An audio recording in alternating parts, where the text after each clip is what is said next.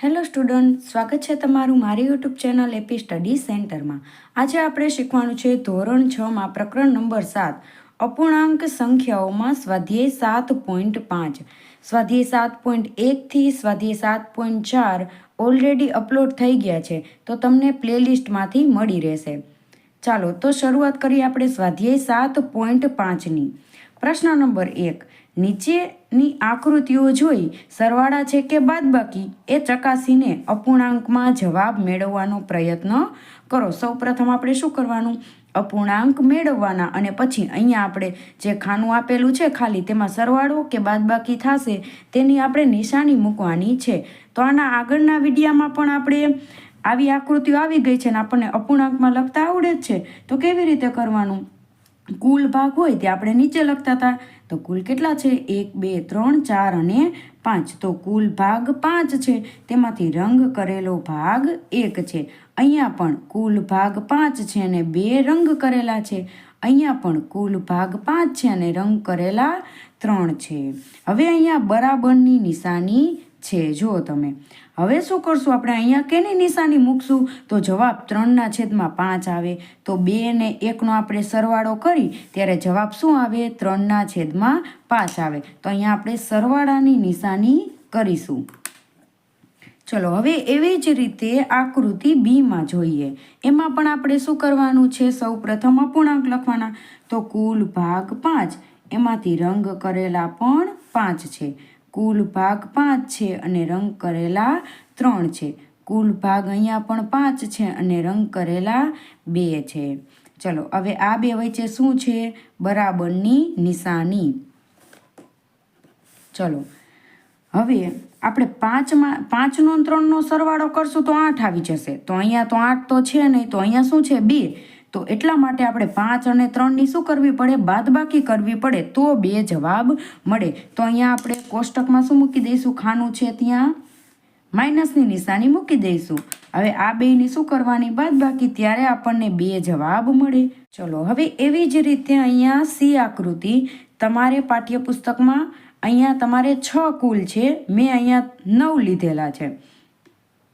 તો આ તમને હોમવર્કમાં છે અને જવાબ મને કમેન્ટમાં જણાવજો કે શું જવાબ આવે છે. ઓકે, ચલો હવે આપણે જોઈએ પ્રશ્ન નંબર 2, ઉકેલો.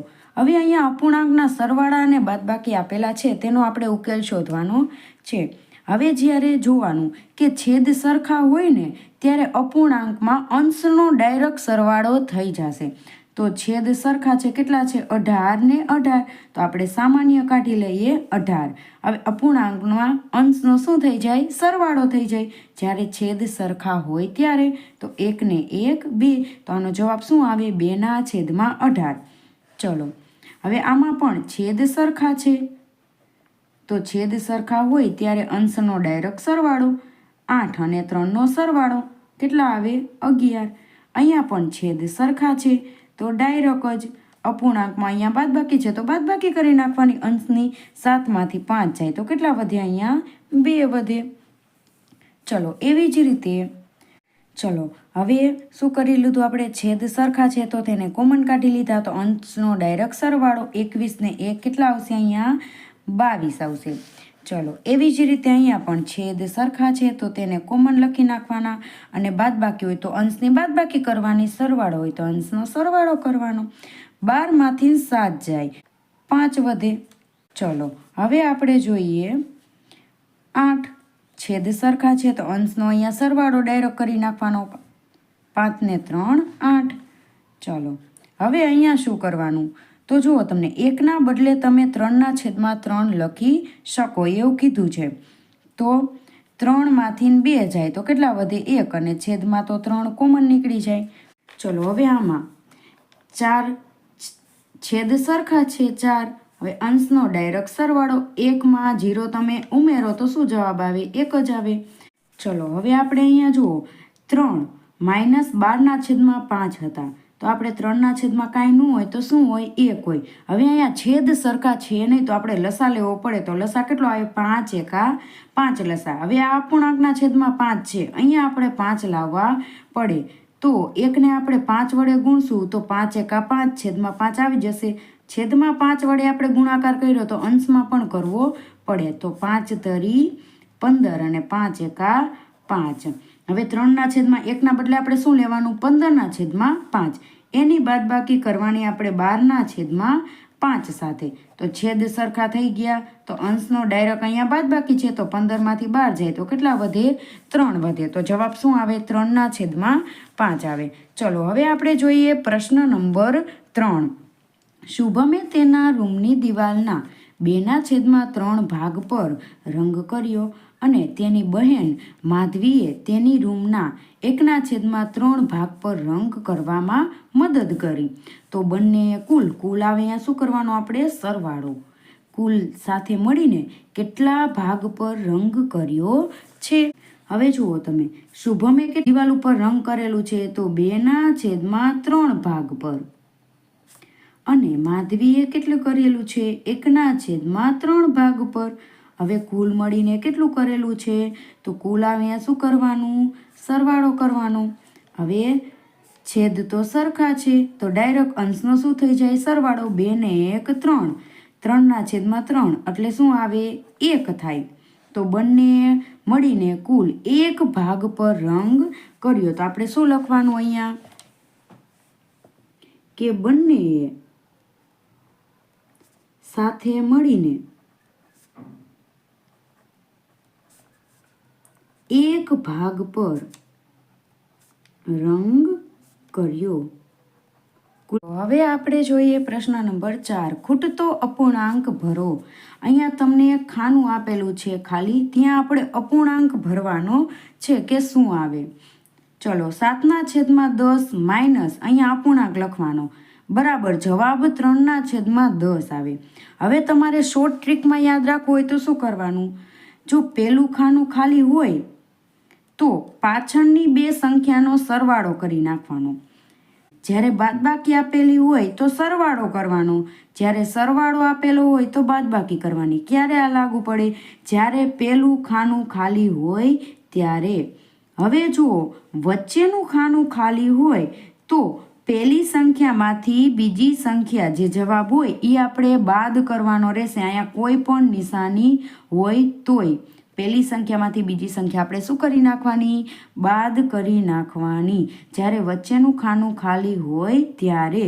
તો અહીંયા પણ આપણે એમ જ કરશું. 7માંથી 3ને બાદ કરો, અહીંયા 4 અને છેદ તો તે જ રહેશે 10. હવે આની શોર્ટ ટ્રીક શું હતી? જો પહેલું ખાનું ખાલી હોય તો બાદબાકીની નિશાની હોય તો આ બેનો સરવાળો કરવાનો. જો સરવાળાની નિશાની હોય તો આ બેની બાદબાકી કરવાની. અહીંયા કેની નિશાની છે? બાદબાકીની. તો આ બેનો શું કરી નાખવાનો? સરવાળો. 5 ને 3 8, 8/21. તો જવાબ શું આવી જાય? 8માંથી 3 બાદ કરો તો 5 આવી જાય. ચલો અહીંયા પણ આ જ ટ્રીકનો યુઝ કરશું. પહેલું ખાનું ખાલી છે, બાદબાકીની નિશાની છે, તો આ બેનો શું કરવાનો? સરવાળો. 3 ને 3 6, 6/છેદમાં છેદ તો એ જ રહેશે 6. ચલો હવે અહીંયા પણ સરવાળો છે તો આ બેની શું કરી નાખવાની? બાદબાકી કરી નાખવાની. 12માંથી 5 જાય તો કેટલા આવશે? 7/27.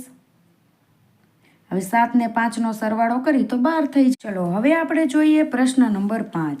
જાવેદને ટોપલીના એટલે કે આખી ટોપલીના 5/7 ભાગ જેટલી નારંગી આપવામાં આવી. તો હવે ટોપલીમાં બીજા કેટલા અપૂર્ણાંક જેટલા ભાગની નારંગી બાકી હશે? કુલ આખી ટોપલી એટલે કે કુલ આખો 1 ભાગ ગણાય. એમાંથી જાવેદને ટોપલીના 5/7 ભાગ જેટલી શું આપવામાં આવી? નારંગી આપવામાં આવી. તો આપણે બાકી રહેલ ભાગ શોધવાનો છે. બાકી રહેલ ભાગ. તો આપણે કુલ ભાગમાંથી આ ભાગને બાદ કરી દઈશું. કુલ કેટલો ભાગ છે? 1. એમાંથી 5/7 ભાગ આપણે બાદ કરી દઈશું. હવે યાદ રાખવાનું તમારે શોર્ટ ટ્રીકમાં કે જ્યારે આગળ 1માંથી કોઈ પણ અપૂર્ણાંકને આપણે બાદ કરવો હોય ને ત્યારે છેદમાંથી અંશને બાદ કરી દેવાનો. એ જવાબ આવે. તો 7માંથી આપણે 5ને બાદ કરી દઈએ તો કેટલા આવે? 2/7 ભાગ બાકી રહે. તો આપણે શું લખવાનું કે ટોપલીમાં 2/7 ભાગ બાકી રહે. હવે તમારે જો સરળ રીતે યાદ રાખવું હોય તો શું યાદ રાખવાનું કે કુલ ભાગ 7 હતા, એમાંથી 5 ભાગ જેટલી નારંગી જાવેદને આપી દીધી, તો 5 ભાગની આપી દીધી, કેટલા ભાગ છેલ્લે બચે? તો 2 ભાગ બચે. તો એટલી નારંગી બાકી રહી હશે. એવી જ રીતે યાદ રાખવાનું.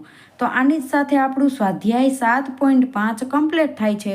અને જો સ્ટુડન્ટ તમને મારા વિડીયો પસંદ આવતા હોય તો લાઇક, શેર, સબસ્ક્રાઈબ અને કમેન્ટ જરૂરથી કરજો. Thank you. મળી આવતા વિડીયો લેક્ચરમાં.